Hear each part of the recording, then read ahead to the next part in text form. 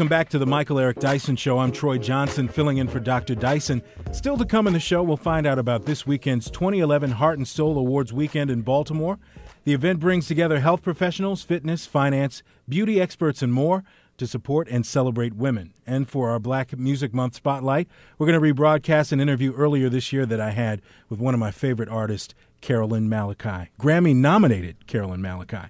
All that a bit later on in the show. But first, if you're looking for a new storybook app for your little reader, you might want to check out A Song for Miles. It's the first African-American digital storybook app, and it uses songs to teach kids about the rich tradition of black music.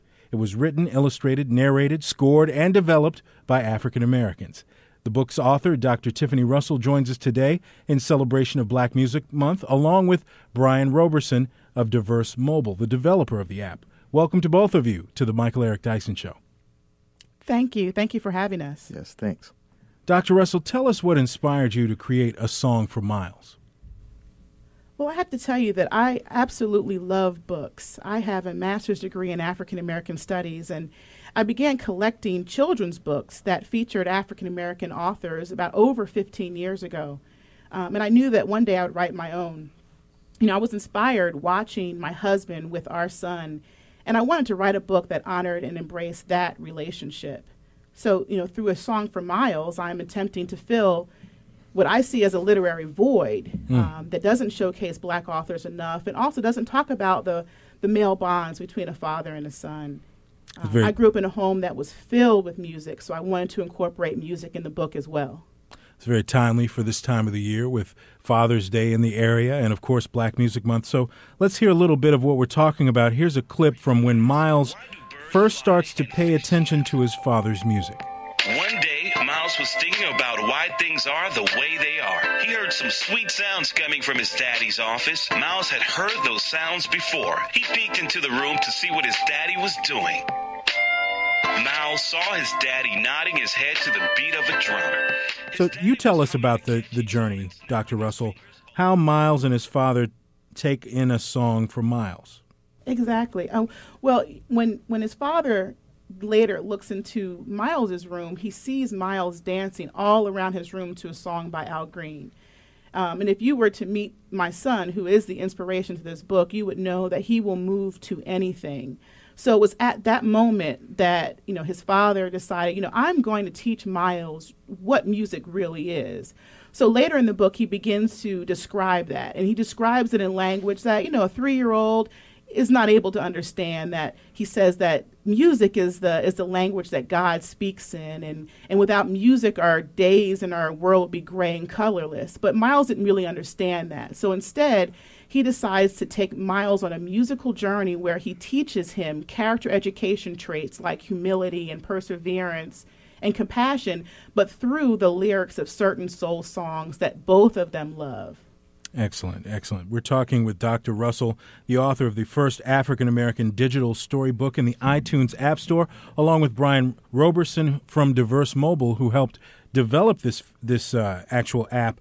Now, tell us how this concept that you had, which obviously could center around a storybook, how did it get to, I want this on my iPhone? And then you can kind of introduce us to how you got to Brian. Oh, great.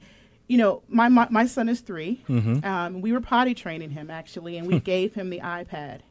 And watching his little fingers swipe through each of the apps and the storybooks and his different learning tools that were on our iPad, I realized that even though I'm a lover of books, as I mentioned, that this Song for Miles would actually be a digital storybook. You know, I've also, as an educator, I know that our children are coming of age in a world that is so oriented towards the digital and technology. Right. And I really wanted to partake and to be a contributor to that in a meaningful way. You know, so A Song for Miles is the beginning of that contribution.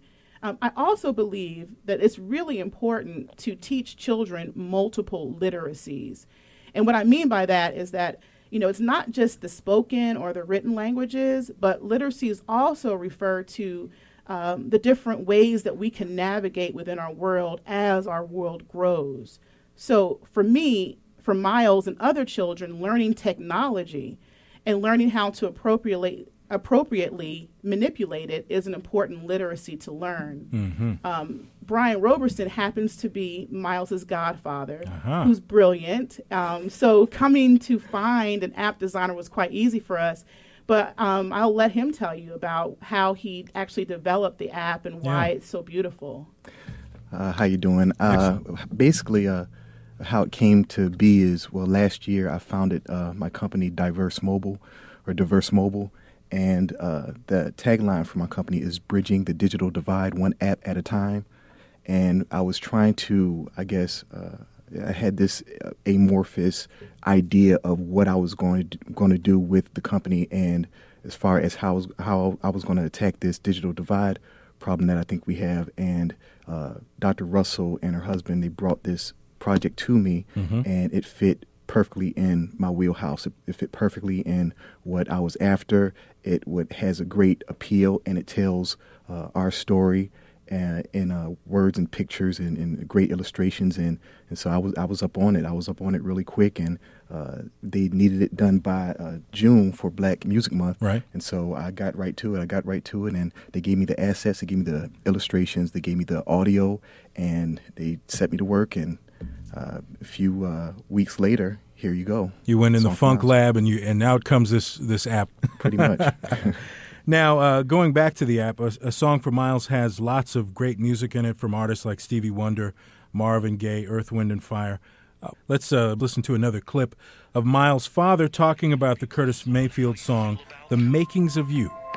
When you were born, I thought about a Curtis Mayfield song called The Makings of You. The song describes the makings of a little baby boy and the happiness that a child brings to the world.